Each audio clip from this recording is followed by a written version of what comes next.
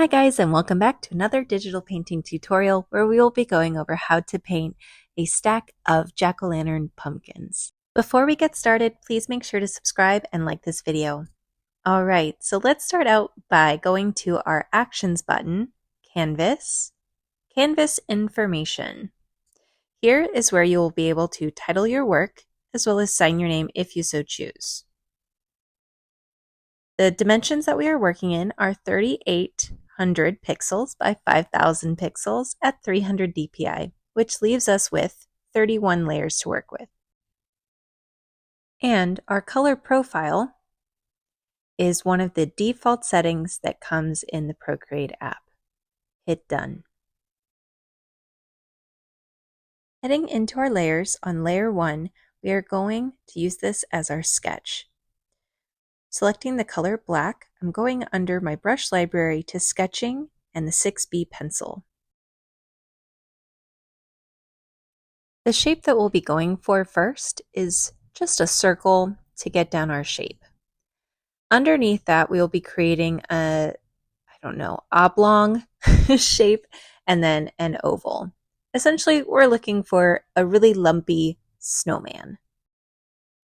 Now we're going to go in and press a little bit harder so that we can get a more refined and defined shape of our stacked pumpkins. I do end up using a little bit more squarish shapes, but that does change a little bit as we go.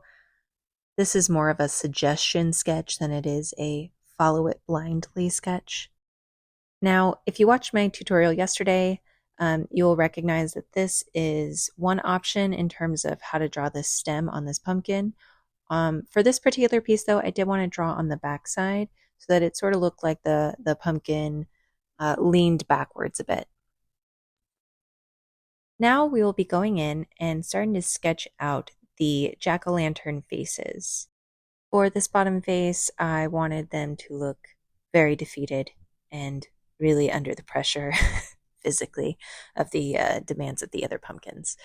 And then for this, I wanted there to be sort of a grumpy scowl. So instead of making the eyes triangles that are pointed at the top, I decided to make the triangles upside down, if there is such a thing as an actual upside down triangle, and sort of like an eye roll here. And then we're going to go in for this last one, and this will be our happy pumpkin because it is unburdened by the others. I mean, do you see this smile? Look at how happy. All right, we have our base sketch down. Unless you're me and for some reason you feel the need to really make sure that this sketch is just perfect and then not follow the sketch. But, that's okay. It's neither here nor there. I mean, sure, it's happening here, and it did happen there when I did it, but, Alrighty, so now let's go into our layers. I'm going to rename this layer for my own sake. You don't have to if you don't want to, so I'm naming it Sketch. I'm going to lock it so that way I can't mess it up. Add a new layer, which is now layer 2, move that beneath the sketch, and that is where I will be painting with this orange. Going into my brushes, I want to select the inking and the Inka brush, and then I'm going to unlock my sketch and take the opacity down to around 25%, and then relock it. Going to layer 2, this is where I can start to get down our foundational colors for the pumpkins. Basically, you just need to outline them. I do end up overdoing it a little bit on accident, but just don't close up the lines. And as long as all the lines are touching and there's no open spaces, you should be able to color fill this entire space once you have an outline around all of the pumpkins. Grab the color, slide over, and now it's filled. I'm going to take a moment to fill in any places where the fill did not take hold, simply because this brush does have texture, and so the texture will not be filled. I love the texture, so if there is a part that I miss, I don't get too worried about it. This would be a good opportunity for me to mention that if you go down into the descriptions, I do have the color palette that I use, the hexadecimal codes, listed down below in the description.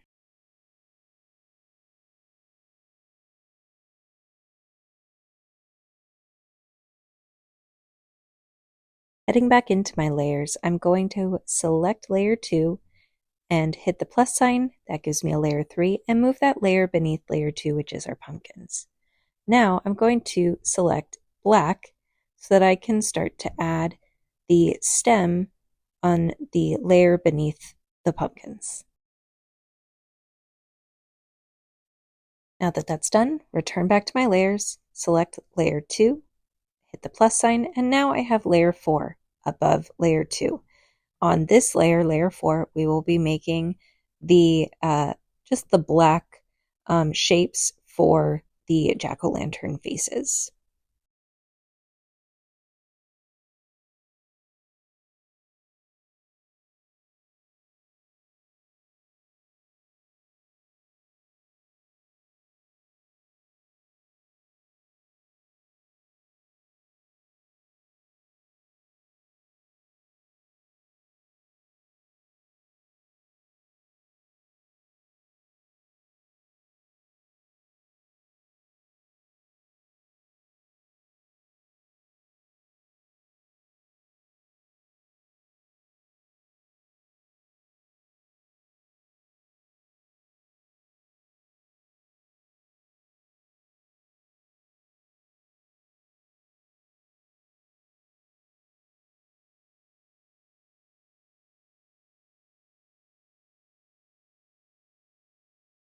So now we can start to see we have our base down.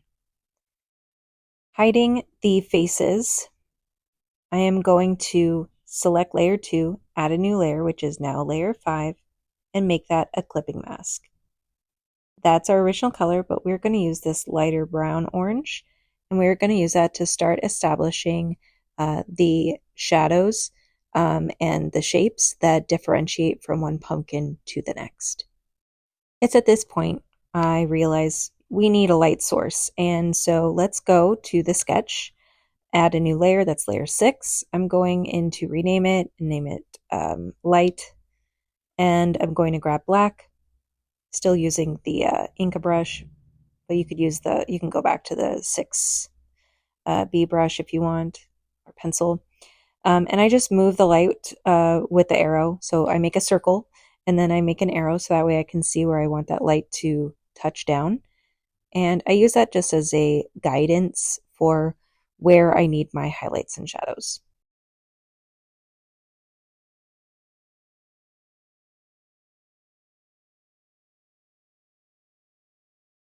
And I'm trying to be intentional with my lines and where I'm placing them so that I am starting to get the separation and the shadows of the ribs of the pumpkin.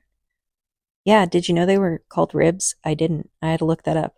But now I am smarter and I am wiser, and now I know that it is called ribs, which honestly makes total sense now that I think about it. Again, I'm just continuing my shadows, my first layer. I'm really focused on where that light is going to be, coming down, and where it's going to be cast in order to create the vibrant highlights as well as the midtones and the shadows. And finally, now that I have those somewhat established, I'm going into the smudge tool and I'm using the Inca brush, which you can find under inking. It does not have to be perfect. I actually find that the less that you smudge, the more realistic the pumpkin looks. And I think that's because the less smudged leaves this really nice texture. And since pumpkins don't have a perfectly smooth surface, it really helps bring it to life.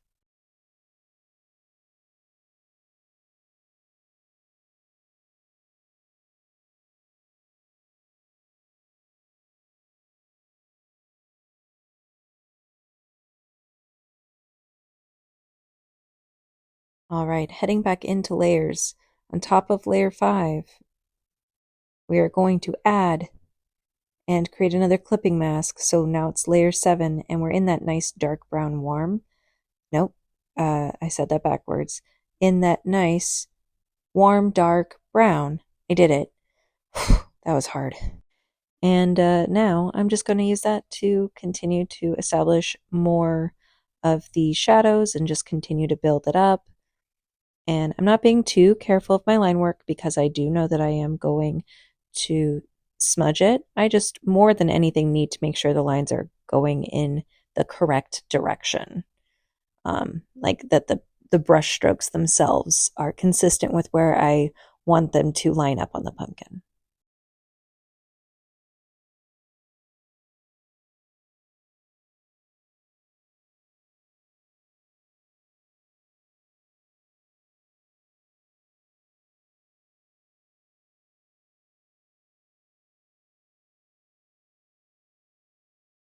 Here is that awkward moment of silence we've all been waiting for.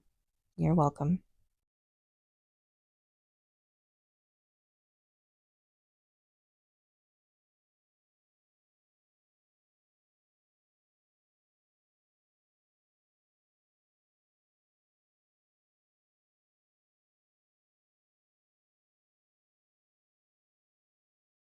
Selecting the smudge tool, now I'm going to soften up and smudge and blend those lines that we just painted.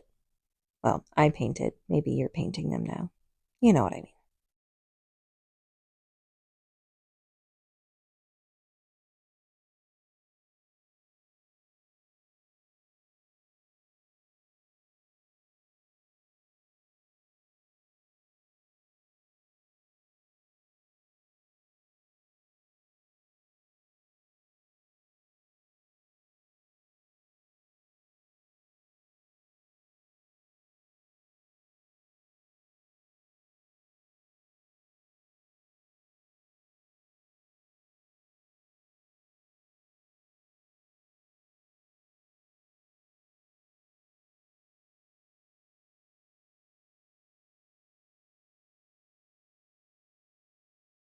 I wasn't digging the shape, so I did take the eraser. I'm using the Inka brush, and I'm just making it a little bit rounder. I'm adding another layer on top of layer 7, which is now layer 8, and I'm making that also a clipping mask. And I'm using this warm, rusty, orange-red color. And I just am trying to create a little bit of warmth and color variation so that it's not just a flat orange pumpkin.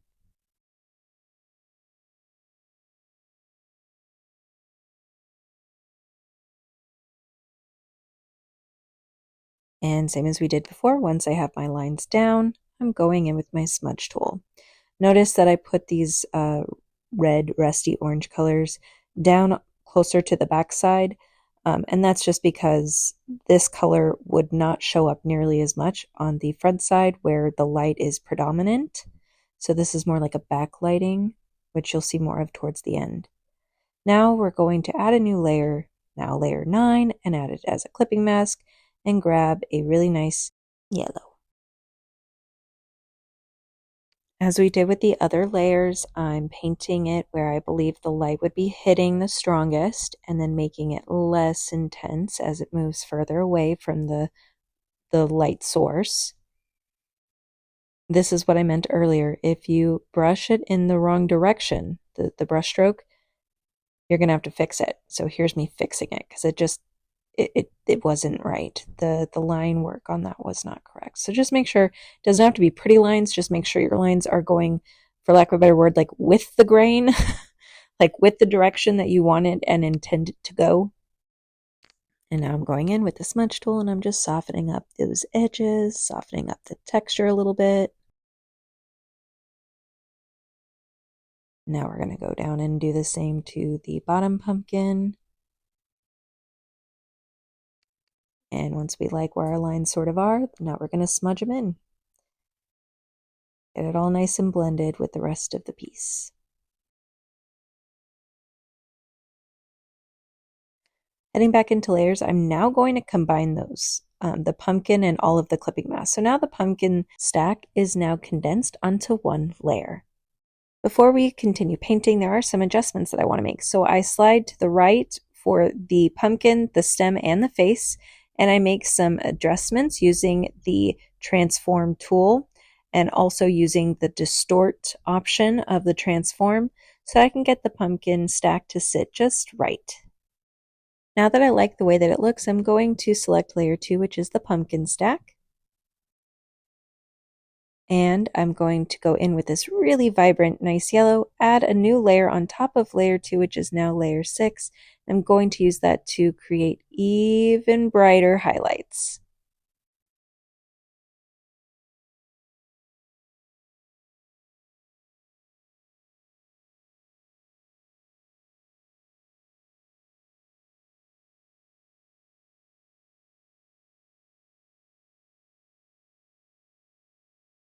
And just like before, now we're going to use the smudge tool. It's on the Inca brush, and I'm just softening up those line textures.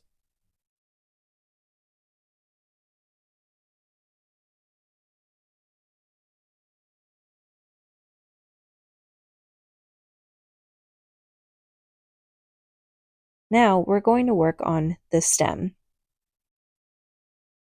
Heading into the layers, we're going to layer 3, which is the stem.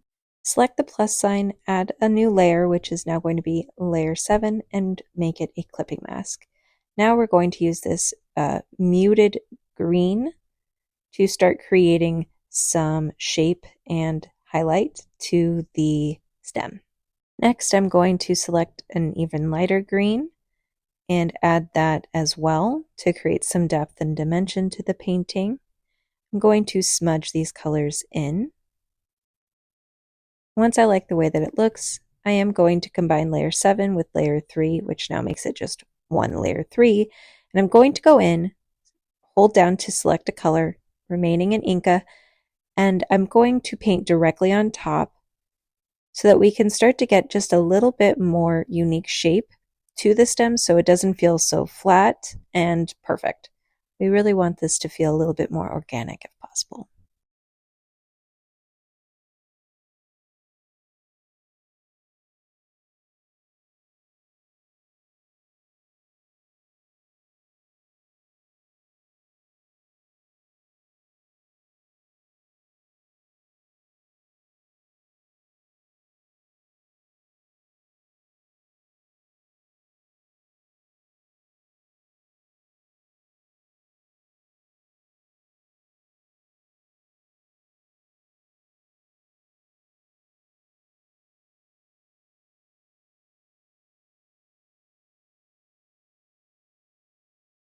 All right, now we're finishing up the final details, and I think it reads well from a distance.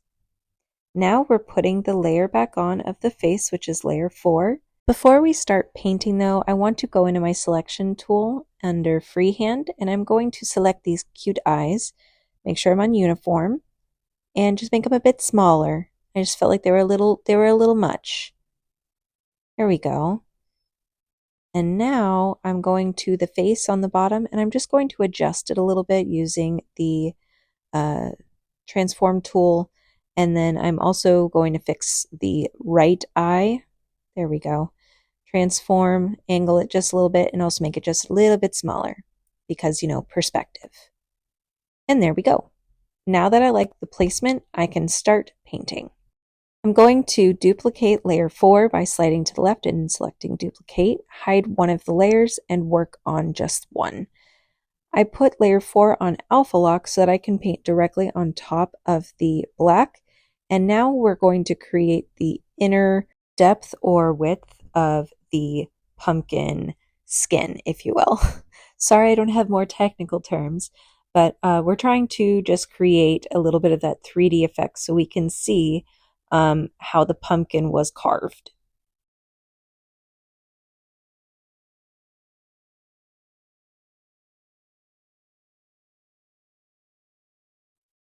It is at this moment I realize I need a darker color. So I undo, and then I select one of the darker colors from the side here and try using that. And that seems better than the first time. And then I do the same there. I zoom in, zoom out, make sure I like the way that it looks.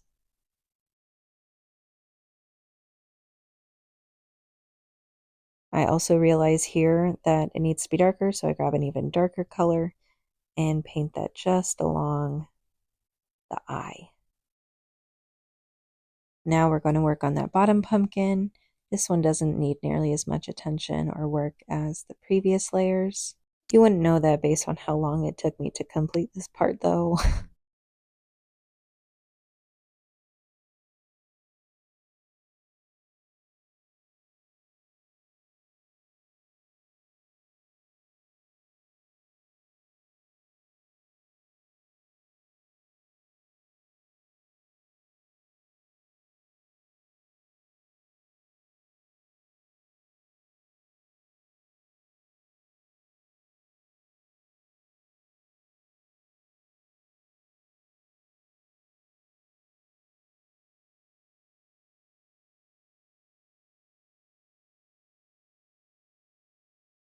All right, we're going to start with a nice bright yellow and maybe make it just a little bit more saturated. There we go. And I do have this color down below in the description. I'm going to add a new layer above layer 4, and I'm going to use that just to continue to push the light on the faces.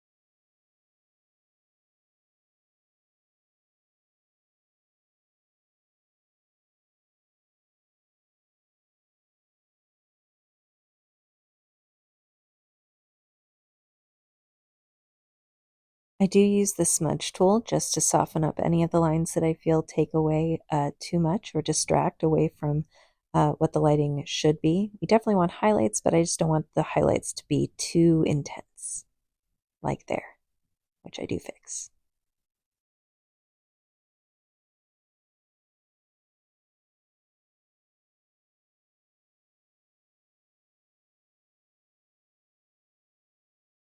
All right, now we're going to our red orange and picking something that's fairly bright.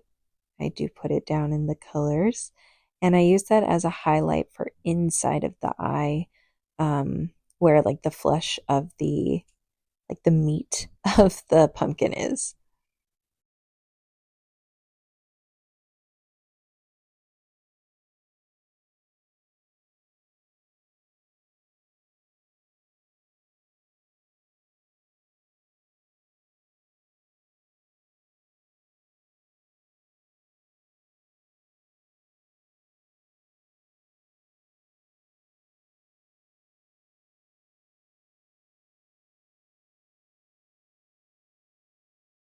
I'm going to select an even brighter orange. I'm going still on layer 8, and I'm adding just a little bit of orange highlight as it gets further away on the more shadowed side.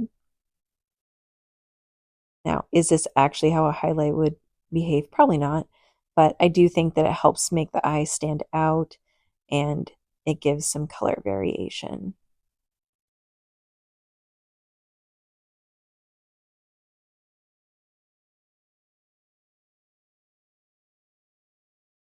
So once we're done here, this is a moment to, observe, look around, see how you feel about everything before you decide what to do next.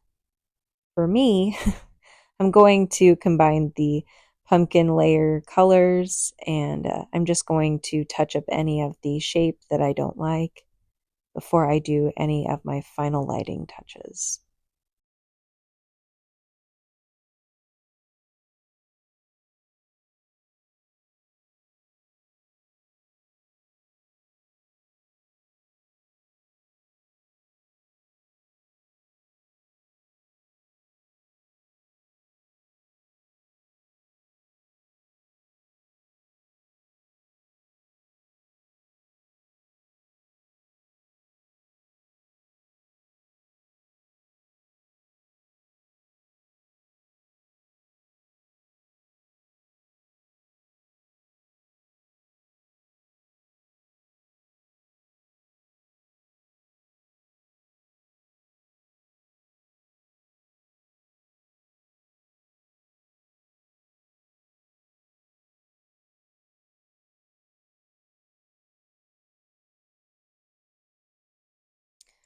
On this part, I do end up going a little bit more aggressive with the yellowish orange color. And like previously in the tutorial, now I'm going in with the smudge tool, which is on the Inka brush, and I'm just softening up some of those lines.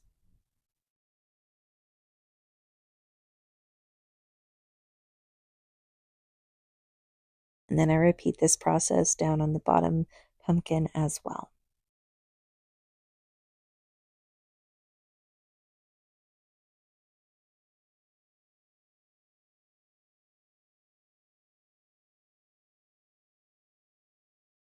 I end up wanting to create just a little bit more noticeable of a shadow, so I do go back in to create a harsher line here.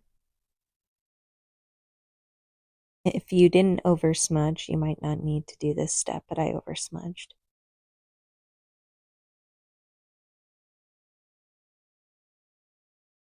You can really tell here, I very much over smudged. So here's where I'm going to really make sure I get a nice defined line there and shadow.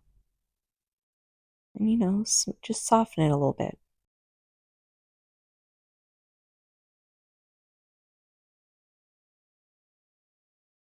Continue to zoom out and zoom in so you can see how your lighting is coming along. Use that light source that we drew so you can make sure that you are getting shadows, highlights, and midtones in the right places.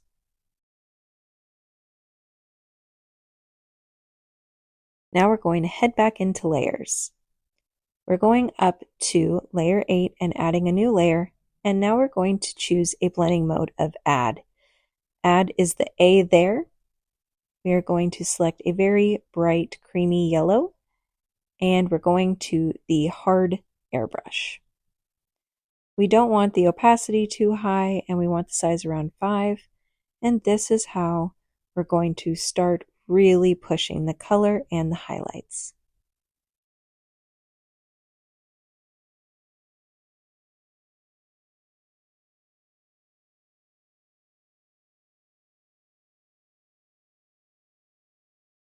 I also make sure that I touch up the stem as well because it too would have some highlights.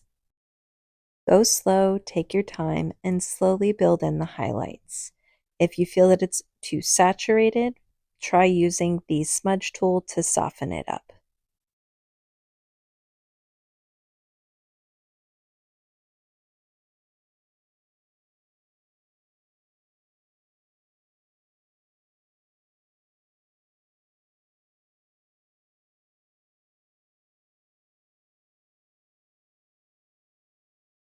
I repeat the process for the second pumpkin.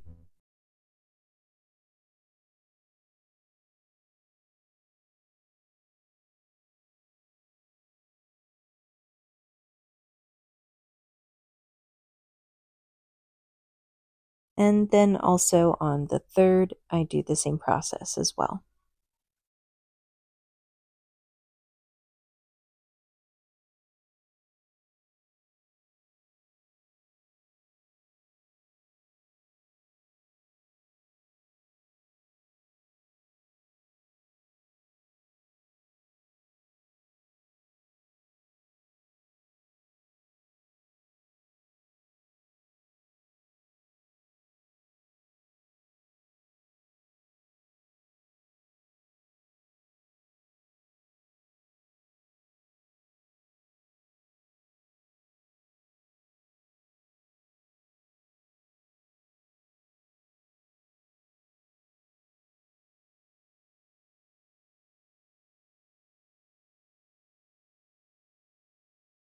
After zooming out, I realize there is still a couple areas that could use some highlights. This is why, just like traditional artists step away from their paintings, we need to zoom in, zoom out, sometimes even step away in order to make sure everything's coming together the way that we want. We're almost there, guys. On to our last steps.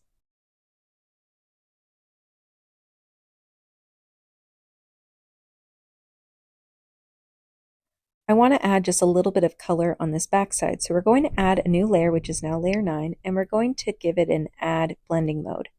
We're going to use the red, and now we're creating a sense of like ambient lighting.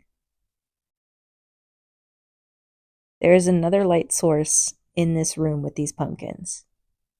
Maybe some candles, maybe a flashlight.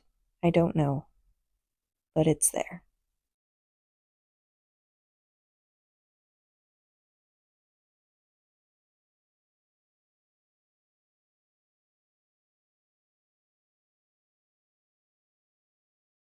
So just to real quick show you where my light sources are, there is one. I end up duplicating that layer and I bring it down so I can show you where else the other light source is coming from. And the other light source is coming from down here at an angle. So they're almost diagonal, but not quite.